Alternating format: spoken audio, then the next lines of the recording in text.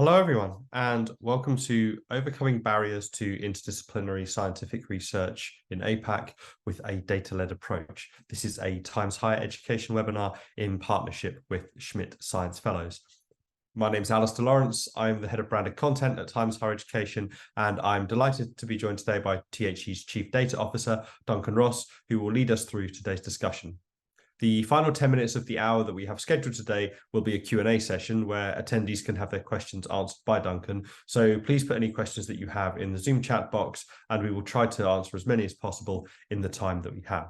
Duncan, over to you. Thank you very much, Alistair, and welcome to everyone from across the world.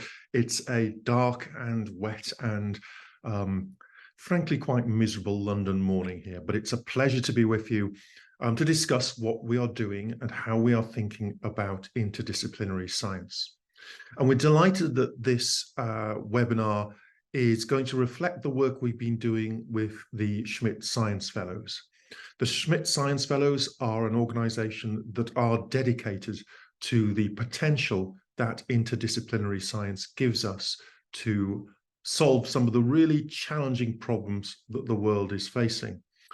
And I'd just like to start by showing a quick video that really puts what Schmidt are doing and where our thoughts on interdisciplinary science are into a vital global context. The world faces incredible problems. The kinds of problems that science can answer, but they are not going to be solved by one particular discipline, looking at it through one lens. Science needs to change. When we started the fellowship program, we had an idea. If scientists could work together and across disciplines, they could make bigger discoveries faster. Discoveries that have a positive impact on the world. We ask our fellows to take a big risk and to pivot into a new discipline during their postdoctoral fellowship. They all come together with this sort of common mission of using their interdisciplinary science to make the world a better place.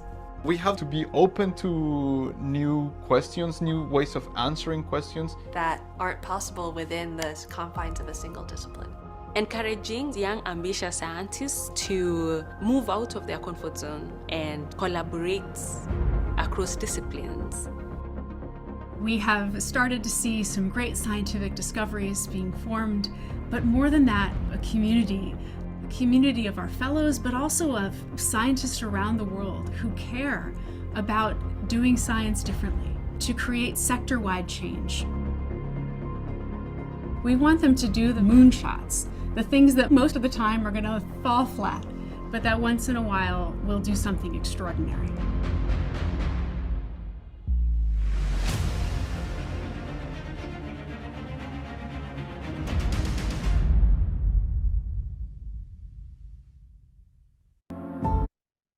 So the work that the Schmidt Science Fellows are doing is really critical. And I strongly recommend you look them up and actually explore their program. What they do is they bring together young researchers who are willing to make that shift from the discipline in which they did their initial study into other areas in order to advance this idea of interdisciplinary science. Their mission, though, is much broader than just the fellows. The fellows are a fantastic group of people, but they are a small number and always will be. That sense of community that Megan talked about in the video is really critical to that program. So one of the big challenges facing the Schmidt Science Fellows is how can they encourage universities more broadly to do interdisciplinary science? How can they leverage the work they're already doing and scale up to really ensure that interdisciplinary research is something that is part of the mainstream of scientific discovery? Because the promise of interdisciplinary science is hugely strong. Most of the challenges we see in the world, the practical challenges we face, can't be solved in a single discipline. Times Higher Education has been doing a lot of work, for example, around sustainability. The challenges of sustainability are inherently interdisciplinary. We can't expect to solve climate change within a single narrow perspective. We need to bring all our resources to bear on that and on other problems. The promise, the potential breakthroughs are there, but alongside that, there are a series of barriers. Universities are set up in particular ways. There are barriers to individuals as well as to institutions. And we need to find effective ways around those barriers and effective ways to encourage more and better interdisciplinary science research. And because of that, the Schmidt Science Fellows and Times Higher Education have come together to explore the potential for generating an interdisciplinary science ranking, a new way of both encouraging interdisciplinary science, but also a way of rewarding those institutions that are doing especially well in this area. As part of this, we have built out a program where we have done some initial data collection, and some of that will form the insights that we are going to share today. We will try and see where there are opportunities, where there are challenges, and what the data tells us about that space. I should be clear, we don't yet have a ranking, but we are working in that general direction. So as many of you will know, in September in the University of Sydney, we launched our new World University Ranking methodology. We've been thinking about those changes now for over 3 years. But when we started doing that, we started also thinking about how else we could measure the sector, and particularly how we could measure other aspects of research. We started thinking about that back in 2021. How could we explore interdisciplinary research? And as part of that, we built out a series of round tables where we talked to people across the sector. And we also started a process of data collection. And that process was very much put into place to help us think about how we might shape a ranking. But in order to discuss that aspect of this, it is important to understand what we think rankings are and perhaps how they can develop. So when we go back 20, 25, 30 years and look at the first rankings, they were what I would describe as piles of metrics. They typically would involve someone looking at a particular measurement and saying, this tells me something about universities, and just pulling a lot of different metrics together without any real shape, no coherent theory. The second generation of rankings, and most rankings today are like this, had a slightly different basis. Usually there was at least a theory, a coherent underpinning to the ranking, but their weakness is that they are really a record of what has happened. So what universities look like at a particular point in time. But as we started building out the impact ranking in particular, we realized that we were building out a ranking that actually was more than just a statement of record. Yes, it has a coherent theory. In the case of the impact rankings, it has the 17 Sustainable Development Goals. Yes, it records what universities are doing, but it also creates an incentive for universities to improve, to actually become stronger in a particular area. And when we were thinking about a potential ranking that looked at interdisciplinary science research, that's what we wanted to do. We absolutely want to record what is there. We absolutely want to have a coherent theory, but we also want to create that incentive to improve, to encourage more universities across the sector to do good, solid, interdisciplinary research. It's also important to think about where this sits within our broader framework of rankings, because we could approach interdisciplinary science research from a number of different angles. We could, for example, explore how interdisciplinary science is taught in our universities, in which case we would be looking at something much more similar to our teaching-focused rankings. We could be looking at how interdisciplinary science drives impact, something much more akin to our impact rankings and a focus on sustainability. But instead, we decided to keep this within the framework of research, so that when we are looking at things to measure, we are really looking at that from a research perspective. Now, we don't believe that this should be part of the World University Rankings yet. It's an interesting area. It is important, but it is distinctive in its own right. So this will sit alongside the World University Rankings. Now on to our round tables. We held these across the world in the spring of 2022, kicking off in Stockholm at our Innovation and Impact Summit, moving on to the European University Summit in Barcelona, then in May, moving to Asia, the Asia University Summit in HE, in North America at the Schmidt Science Fellows Global Meeting in Boston, and then a series of online roundtables as well. And when we talked to people across the sector, a number of consistent themes came out, especially when we thought about what are the challenges that you are facing as academics in terms of driving effective interdisciplinary science. And these are some of the things that came out of those roundtables. Concerns about how researchers could work across disciplines and what the scope of interdisciplinary research might look like.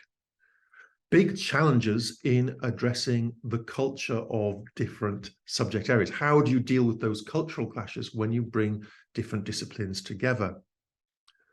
One of the issues is clearly about recruitment. How often are interdisciplinary skills explicitly recruited for? Are there facilities? And there's an interesting debate here about what the best approach to this is. Do you need a huge, shiny building? Is it sufficient to have some rooms? Generally speaking, people felt that interdisciplinary science does benefit from when people can have a common space they can share rather than being in their own departments. A big interesting question is, of course, around funding, because universities aren't fully responsible for this. If funders aren't willing to invest in interdisciplinary science, it's very difficult for universities to progress in the area. And an interesting one, how do we ensure that people working in interdisciplinary science are able to get credit when it comes to promotion? And this is particularly a challenge for our friends in North America, where the tenure system really does mitigate against interdisciplinary science when it comes to promotion and tenure. So we took these challenges and we started to think about how we could integrate them into a coherent framework for further analysis. And so our framework, we decided to shape this around a research life cycle. The first thing to look at then is, what are the potential inputs to that research life cycle? Things such as the funding available, both funding that is direct, but also funding that comes from industry and commerce. What work is being done to recruit interdisciplinary scientists? In terms of process, do institutions have measures of success? Would your university know what it looks like, or know what successful interdisciplinary research might look like? Are there the facilities to support the interdisciplinary research? And also, is there the administrative support? So one of the things that came out of those discussions was the feeling that if someone is working across multiple departments, they often end up having to do the paperwork, the administrative work for all of the departments they're interacting with. Do they have the opportunity for promotion? Do they feel encouraged, enabled, and rewarded for the work they are doing? But of course, it's also important not just to look at the inputs and the process, but also think about the output. There's no point in working at interdisciplinary science if the results are not high quality. So we want to look at the reputation of institutions for interdisciplinary science. We want to look at whether they provide access to promotion, but we also want to look at those bibliometric outputs. Is there good quality research being done? Now, I, of course, am the Chief Data Officer. I love data. And one of the big questions is, I may have those ideas about things I would like to measure, but how am I going to measure them? Where do I get the data from that could answer some of those questions? And here at Times Higher Education, we generally think of this in terms of three major data sources that we can use. This is particularly important because, of course, when we're talking about a global analysis, we can't rely on national data sets in the same way that we could if we were doing a national analysis. So our first data source has to be universities themselves. And so back in January, alongside the World University Rankings, we asked universities if they would be willing to provide some data around interdisciplinary science. That data has two major flavors. Much of that data is quantitative. So this is very like the World University Rankings, where we ask for the number of staff you have, for example. Anything that is easily enumerated could fall into that category, and those are relatively straightforward types of data to record. They may, of course, be more challenging for you as institutions to discover and actually be able to share, but at least conceptually, those are fairly straightforward things to understand. But alongside that, we also wanted to measure some things which are more qualitative in nature. And here we lent on our experience with the impact rankings, where again, we do look at qualitative or semi-qualitative data. So for example, when we say to a university, do you have a measure of success for interdisciplinary science? That's not something that they can easily enumerate. It doesn't come in a number. You don't say 7. Instead, what we do is we ask the university the question, and they say, yes, we do, or no, we don't.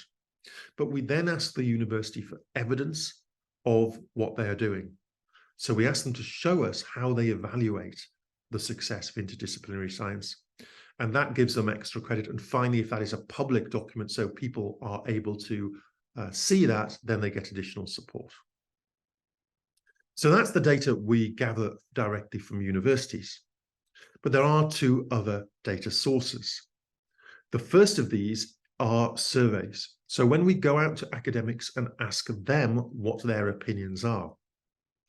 In this case, we explored two distinct types of survey. The first is a general survey where we go out to academics across the sector and ask them which universities have a reputation for producing good quality interdisciplinary science. But we're also very interested in the answers from academics about their own institutions. We want to know if they, as interdisciplinary scientists, feel encouraged, feel enabled, feel that they are able to do interdisciplinary science and supported in doing that. Those two surveys give us very different insights into the process.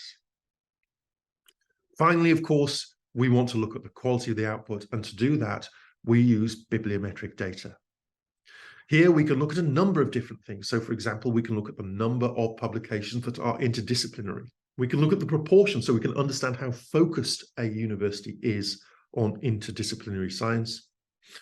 One of the things that we can explore, which I think is quite interesting, is when a publication, when a paper or an article or a conference proceeding is cited from people in different disciplines, because that suggests that whatever the intent of the researcher, the actual subject they're studying is of broad interdisciplinary value. So these are all things we can look at. So let's look at some of the numbers. What did we see when we asked for data? Well, we had over 1,000 universities who pressed the submit button, but some of those didn't provide any usable data. Of the 630 universities or 629 universities who provided non-null numeric data, we saw that there were still some universities in that grouping who were unable to provide some of the data that we were asking for. For example, when we asked universities to provide information on the proportion of their research income that is dedicated to interdisciplinary science, approximately 17% of universities who provided numeric data weren't able to provide that information. And that's not entirely surprising. It's actually quite challenging sometimes to disambiguate, to disentangle or unentangle some of that data. Similarly, when we look at asking universities about the number or the proportion of their job adverts that explicitly refer to interdisciplinary science, 14% of universities weren't able to provide that data. So it's interesting from a perspective of trying to understand how viable this ranking might be to think about these challenges of providing data. Now, when we look at the qualitative data, again, we see a similar picture. Slightly more universities were able to provide the qualitative data, but here we had a quite different balance in terms of the number of universities who said they did do something or didn't do something. For example, when we looked at physical facilities, most universities said yes, they had physical facilities for interdisciplinary science. In fact, only 8% of universities said they didn't have that. But when we looked at measures of success and we looked at promotion, so are universities recognizing interdisciplinary science in promotion, a far higher proportion of universities were unable to say yes to that. So we do start to see some insights coming out of this data, even at this stage. In terms of the surveys that we ran, the general survey, so the survey that went out broadly to academics, and I should say this was kept separate from the global academic survey we run for the World University Ranking. We wanted not to pollute people by making them think about different things at the same time. But the general survey, actually, we got a solid number of respondents to, 14,335 respondents. They were able to vote for more than one university, so we end up with just over 30,000 votes. And those 30,000 votes cover more than 3,600 institutions. So the general survey produced some really valuable insights. However, the institution-specific survey was less successful. The reason for this was largely that in the first round of data gathering, we didn't know which universities were likely to participate and provide data. So we had to run this across all universities, which meant that the number of respondents per university we were able to receive was much lower. In fact, we only had 24 institutions with more than 50 voters.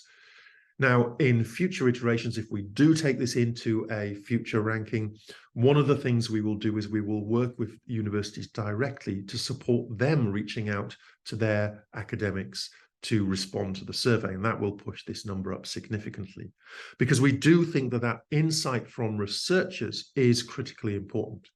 We need to know what the people within an organization think is happening on the ground, regardless of the policies or the facilities that that university may have put into place. The third data set is, of course, our bibliometric data set. Now, here we have broken with our recent tradition. So those of you who know Times Higher Education will know that for many years now, in fact, since 2015, we have been working with our good friends at Elsevier and using their Scopus data set for our bibliometrics. In this case, when we started looking at this project, Elsevier didn't yet have the measurements in place that we needed to execute this project. And so instead, we chose to use OpenAlex. Now, I should say that we may revisit using Elsevier in the future. They are continually developing the Scopus dataset and have been working on interdisciplinary science. So in the future, we may switch back to using Elsevier. But what did we find when we looked at OpenAlex? Now, I should say actually as well that OpenAlex is a very different data set than Elsevier. And the main difference is that Scopus is a curated data set. So Elsevier have an independent panel who act as a quality filter on the publications that appear within the Scopus data set. OpenAlex, on the other hand, is a search data set. So they just go out and they look for all the research that they can find. So as a result, the data sets are slightly different. Nevertheless, between 2018 and 2022, which is the time period we're looking at, there were approximately 47 million publications in OpenAlex, of which 41 million fell into the 5 publication types within science that we're interested in. One of the things that OpenAlex does that is interesting is that they associate every article with multiple subjects, or at least potentially they do. So for each subject, an article will have a relevance score. And this allowed us to essentially build out some interesting measures of interdisciplinarity.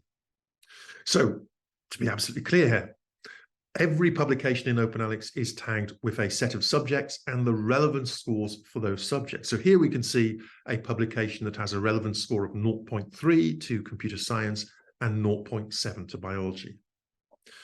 Having that allows us to view that publication as a vector. We can see how interdisciplinary it is. But there's an additional challenge here, which is that, of course, not all interdisciplinary work is equally interdisciplinary.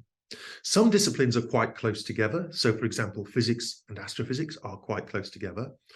Some disciplines are much further apart, for example, astrophysics and biology. And we want to reflect on that in our analysis when we determine how interdisciplinary something is. And so what we do is we build up a co-occurrence frequency, so we understand how often things appear together. And essentially that allows us to build out a matrix and determine an interdisciplinary science research score for every single publication. At this point, we've rather arbitrarily, I think, decided that we will include the top 25% of papers by their interdisciplinarity score, and we will say those papers are genuinely interdisciplinary. And of course, now we can look at, once we've done that work, we've thought about the data we're gathering, now we can look at some of the results we see. And the first thing to say is that we start to see some interesting results coming out. If we look just at the number of universities providing data, we can see that the bias here, the slant here, is not towards the usual suspects in Europe and in North America. In fact, in blue, we can see there countries from Asia, with India leading the way, but with strong representation from Pakistan, Turkey, Japan, Uzbekistan, Indonesia, Iraq, and Iran. And that is something that I think came as a bit of a surprise to us. We had anticipated that it would be the traditional big research universities from Europe and North America, and to a degree Australia, who would be leading the way here. In fact, it seems that in terms of a commitment to interdisciplinary science, at least at this stage, we're seeing a slightly different picture. And when we look at, and I should say, by the way, this is just looking at data submissions. So it's not necessarily saying that universities from India are performing well. We'll look at that in a bit. But it does show a commitment to interdisciplinary science, a willingness to provide data. Now, when we look at the number of interdisciplinary science research adverts per member of staff, so we've normalized this to account for the size of the university. Again, we see strong performance from universities across Asia. So here we're using box and whisker plots, and essentially what those do is the line in the middle represents the median value for a particular country. The box represents the middle 50% of the distribution, and then the whiskers represent the very strongest universities and also the weakest universities. So we can see that universities across Asia are performing quite strongly. We see some interesting representation also from Africa, but we do see more European universities starting to come through here. So, or more countries in Europe starting to come through here. Although again, they're not necessarily the countries we might expect. And if we look at the USA, it's actually quite a long way down in terms of average performance. Now, again, bear in mind, we're talking here about the distributions. So we're not necessarily saying that there aren't brilliant US universities. When we look at the data, there are in fact excellent US universities. But overall, this is showing us perhaps a picture that we wouldn't necessarily have expected. When we look at the proportion of research income that's dedicated to interdisciplinary science, again, we see that blue of Asian universities performing very well there. This is just ordered again from left to right, from the highest median score downwards. A couple of countries I would like to pull out here, one of which is Saudi Arabia. And we know that Saudi Arabia is a country which is investing very heavily in its research profile. They are building new universities. They are investing very heavily in them. So it's perhaps not surprising to see those coming through. It's also interesting to see India performing well here. Of course, the national education policy there, I think, is also a factor of change in terms of Indian universities. Alongside the numeric data, remember, we also asked about some of the qualitative data. And it's important to reflect a little bit on what we see there. So when we look at particularly in the process pillar, 4 very specific questions around the support that universities are giving to interdisciplinary science research. The first one is the most positive, I think. When we look at physical facilities, and we look at what the data, the evidence that universities are able to provide, 1/3 of universities are able to demonstrate that they are providing facilities for interdisciplinary science, and another 16% are providing some insight into that area. So that's good to see. But there is still a challenge there that these numbers simply aren't high enough. When we look at measuring success, the picture isn't so good. So only 11% of universities are able to demonstrate explicitly that they are measuring the success of interdisciplinary science.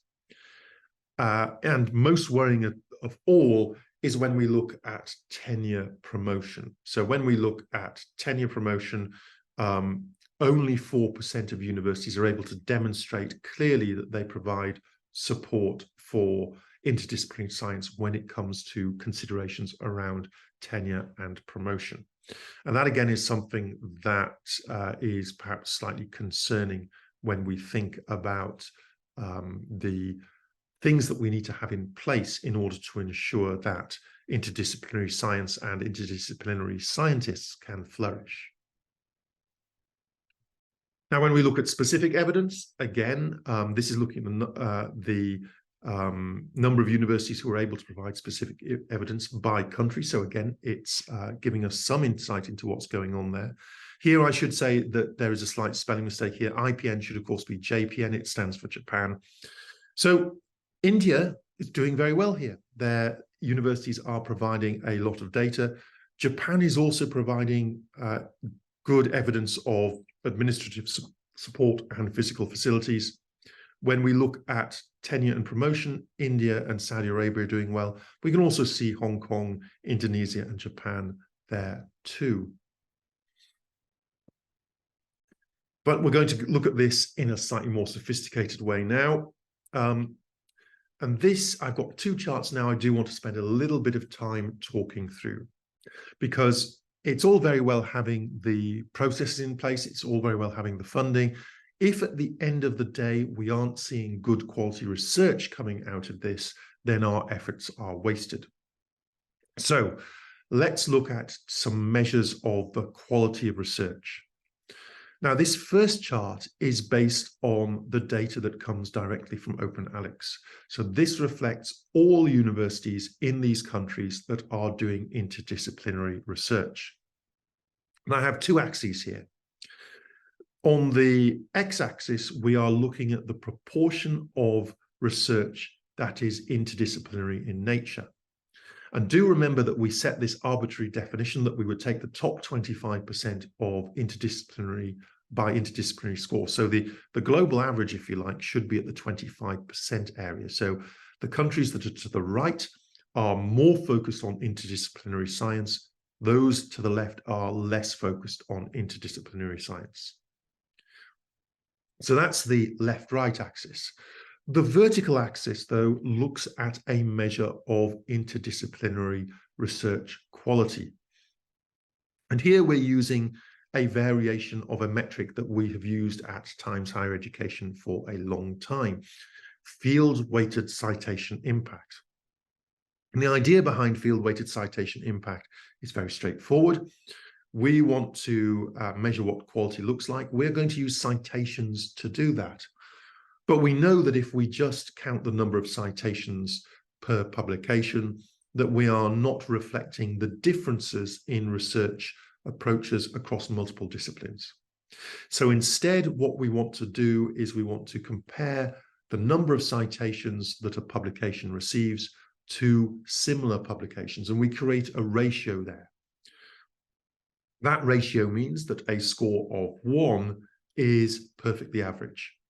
A score above 1 indicates that actually you are having more citations than similar publications. Now, a very simple thing we can see from the graph here is that for most countries, the average score for their interdisciplinary science publications is higher than 1. It suggests that interdisciplinary science across most countries is outperforming traditional science in terms of the number of citations it receives. Now, that's a very good indicator of quality. But now that we can see, oh, actually, sorry, one more thing about the field-weighted citation impact. You may be wondering why it says P75. Well, this goes back to, again, some of the work we did around exploring new metrics for the World University Rankings.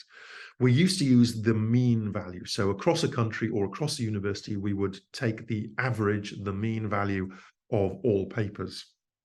But it turns out that this is distorted by the very highest scoring papers. And so rather than using the mean, we would like to use something based on a percentile score. We can't use the median value because all too often publications receive 0 citations. So instead, we use the 75th percentile. And the best way of thinking about this is that that measure is a measure of typical research quality. So back to the chart. What are we seeing here? Well, the traditional places where we might expect to see high quality research with the great ancient universities, the United States, the UK, Australia, Canada, are less ISR focused.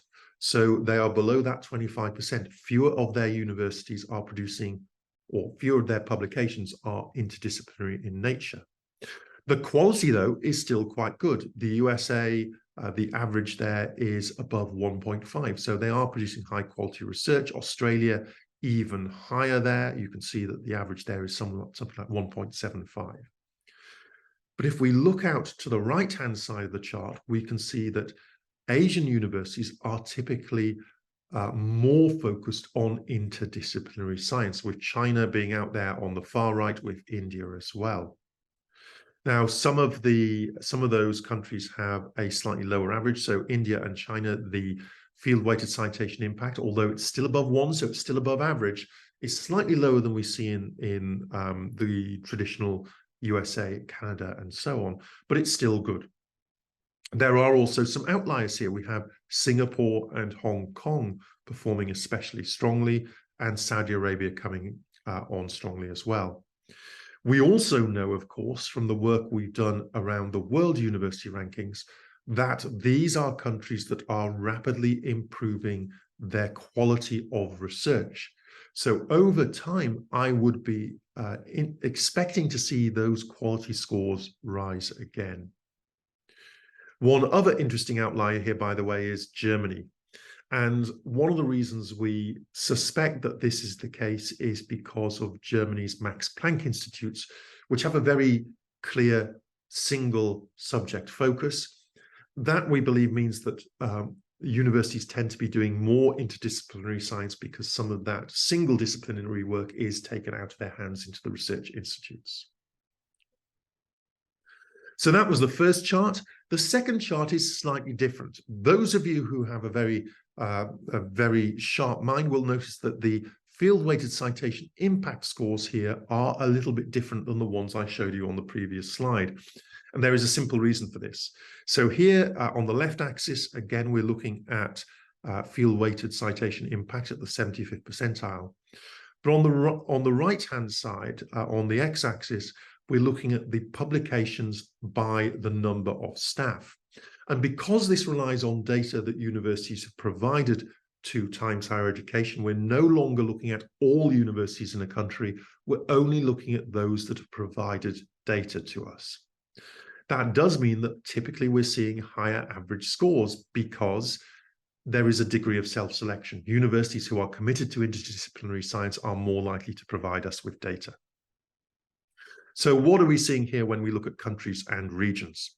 Well, as we can see, there are a group of universities or group of countries on the left-hand side, countries and territories there, which are more typical, and there are a couple of outliers here. So let's deal with the outliers first.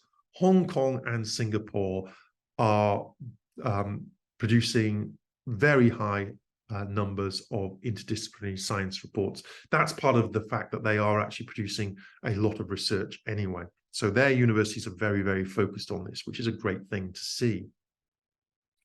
When we look more generally, we see that that there are a group of universities that are producing a higher number and a group of universities where the publication numbers are lower.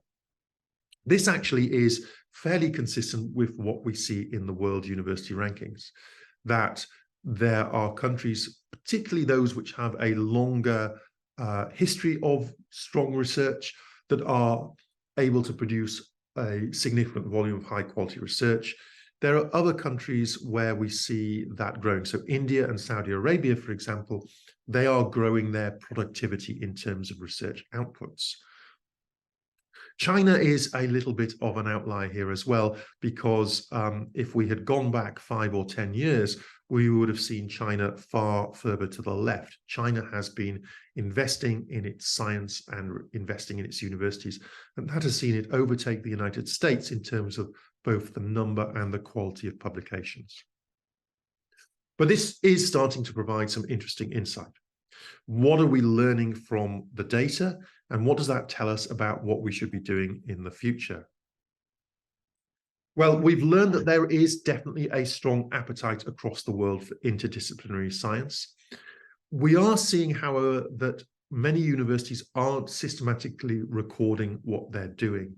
And certainly we believe that more emphasis, more importance needs to be placed on recording and measuring activities around recruitment and recognition of the work that people are doing. In terms of research outputs, particularly in quality, Hong Kong and Singapore do seem to be leading the way, although China and India do have a very clear focus on interdisciplinary science. Conversely, traditional research hubs such as the US, the UK, Canada, and Australia are perhaps developing more slowly in this area.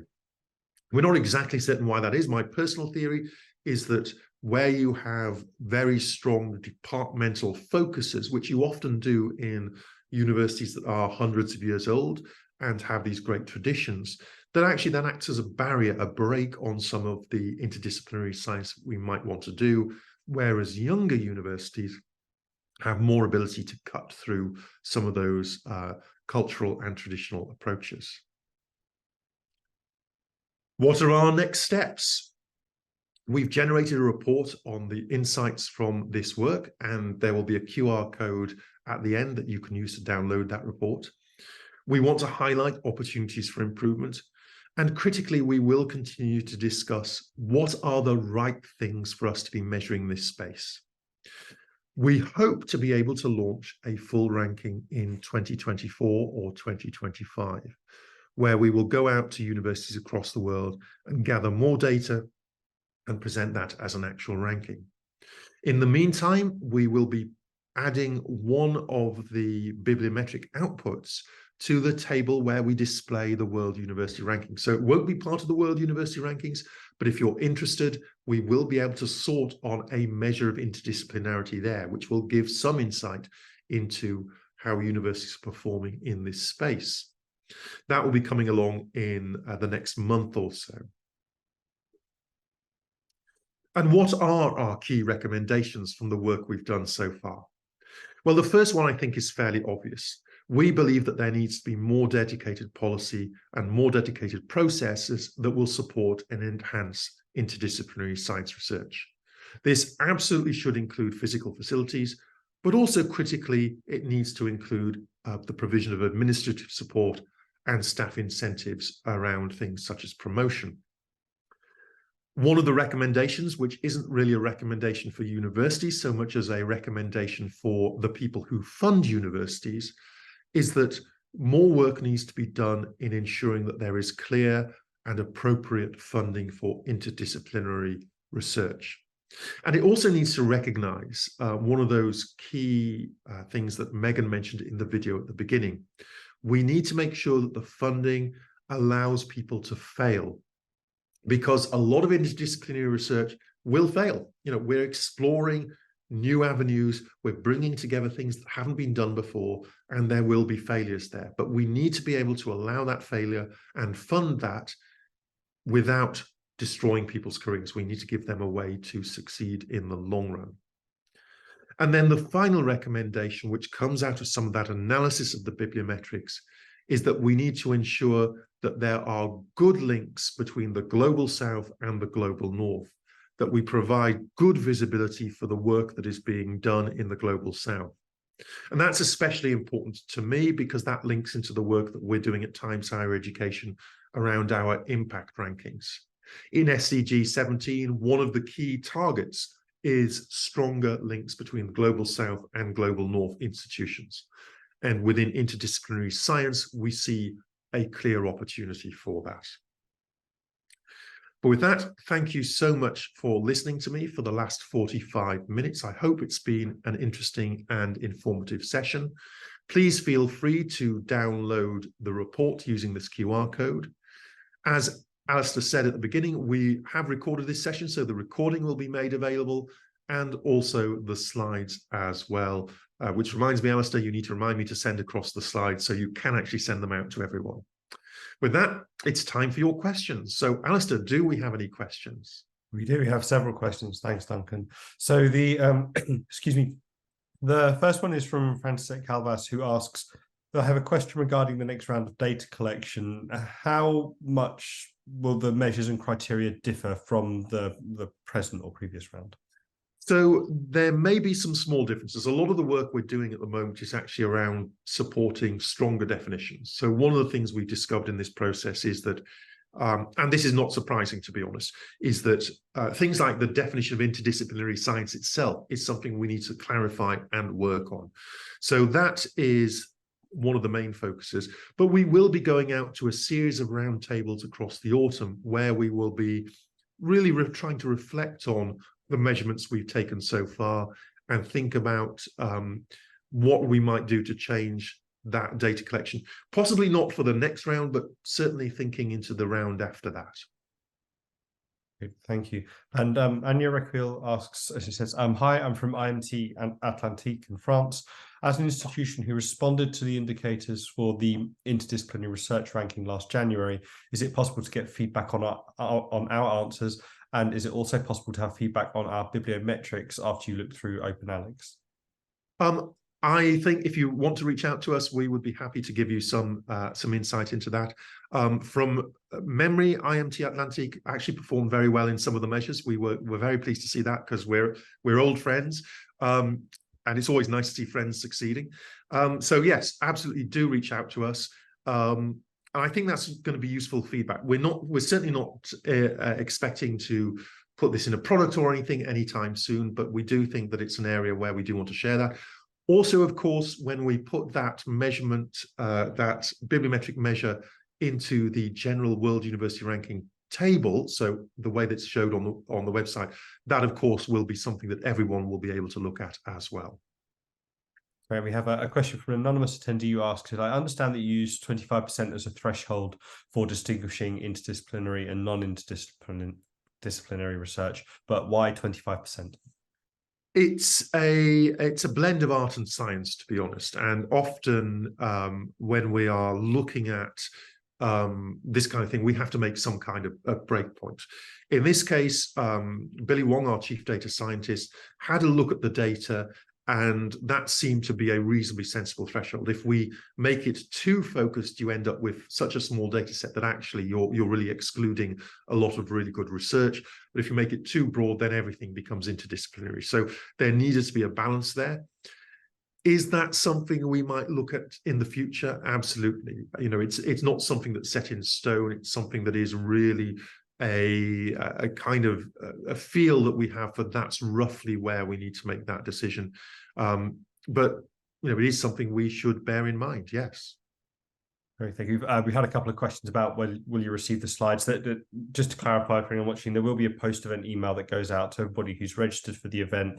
As Duncan says, there'll be an on-demand recording for the different regional versions we've done of this talk, and the slides will be included in some form for you to have a look at. We also have a question from Shiba Pakan, who asks, I would like to know more details about OpenAlex. That's hopefully a nice, simple one. Well, a simple question, but as always, often with simple questions, they can become more challenging. So, as I said before, our bibliometric data set of source is Elsevier's Scopus data set. We've used OpenAlex for this project because, as I said before, at the time we started the project, we weren't able to get the insight we needed out of Scopus, although since then, Elsevier have been doing a lot of work in this area, and we may well move back to them in the future. But generally speaking, when we think about bibliometric data sets, you can divide them into two groups. There are curated data sets, so Web of Science and Scopus would be examples of that, where in both cases there is a quality checking process which makes decisions about which publications should be included and which should not be included. That means that the quality of data you get tends to be higher and stronger. It's particularly important in both those data sets because one of the big pieces of work around bibliometric data isn't in counting the citations, it's actually in understanding universities and linking publications back to those universities. That's quite tricky because academics often write on their publications, write the names of your institutions differently, depending on what mood they're in. And so that linking can be really, really difficult. And so both Clarivate and Elsevier for Scopus put a lot of work into that back-end data quality, data consistency work, which is really, really appreciated. It makes the life of people like myself much, much easier. On the other side, you have the search databases. So you have OpenAlex, you have Google Scholar, where much of that work is done using automated processes, and it makes it slightly lower quality. The quality thresholds in OpenAlex are lower than the quality thresholds in Scopus.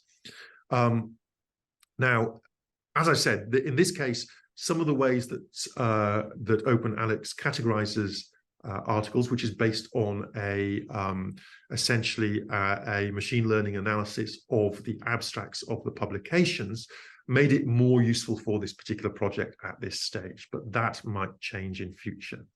My preference, all other things being equal, would be to work with Elsevier and Scopus because for one thing, they have a big team that I can talk to, and I can, if I have questions about what something means, I can go and ask them. It also has one other advantage over OpenAlex, which is more of a subjective one. But with Elsevier, we know that they have a big commitment to maintaining and supporting the Scopus and SciVal databases going forwards. OpenAlex is a lovely initiative, but it's run by a small team and it doesn't have the same degree of security. And so, one of the questions there is, do we have confidence that OpenAlex will be there in 10 years' time? I hope it will be. I think it's a useful addition to the space, but I can't guarantee it in the same way I can with Scopus. So that was a long diatribe. Sorry, I went into that. It's something I think about a lot. So. Great, thank you, Doug. We've had a couple of questions that are interrelated that have to do with how this data collection differs from the WER and also the submissions process. So we have a question from an anonymous attendee who asks, is the provisioning of ISR data compulsory or optional for the next round of WER data collection? Do you mean a separate rankings will be created from that? And if so, can we opt out from it? And also the related question from Shrikant Gamasti, which has said, can you explain a bit more on the data submission process? When does it open and when might you produce the rankings? So the data submission process is separate from the World University Ranking. So there is no requirement to provide data for this initiative. We hope that universities will see the value in doing so and will want to, but as with all our rankings, these are voluntary. If you don't want to be in the ranking, you simply don't provide data and you won't be in it. So that's our statement of intent, we don't believe it is reasonable to include universities that do not want to be included. So we will be running the data collections separately.